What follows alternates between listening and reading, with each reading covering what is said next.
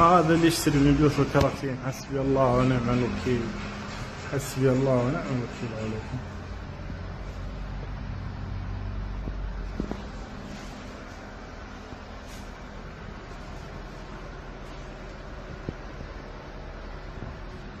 من كثر ما العمارة طاحت انقطعت الكهرباء، ما عاد في كهرباء ولا مويه، وتركين البيت لنا 2 لحد الحين ما خلصنا من القضية.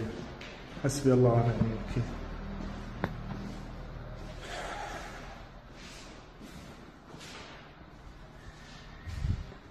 لا فوق هذا البنك يخصم راتبي كامل.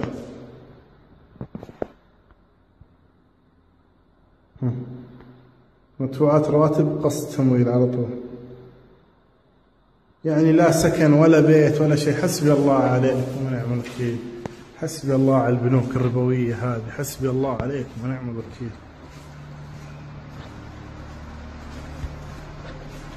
البيت صار كأنه مهجور، والله تقول كانوا فيه جن.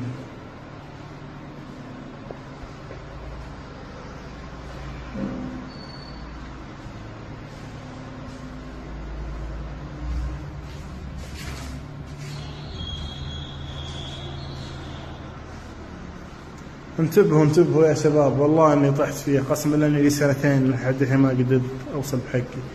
والبنك يهددني يخصم راتبي كامل، ويهددني يقول لي تنازل عن القضية عشان ارجع لك الراتب، يوقعني على اوراق لو وقعتها اقسم بالله اني ما اطلع من السجن. اوراق انه بيحطون الدين على ظهري، واني انا الغلطان، واني اتنازل عن القضية في المحكمة. وش دخلك اني اتنازل عن القضية في المحكمة يا البنك؟ وليش تخصم راتبي؟ ولا لك الصلاحية انك تخصم راتبي.